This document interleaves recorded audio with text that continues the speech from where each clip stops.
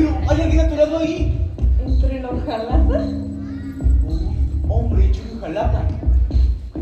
Otra creación de los polvos de la vida.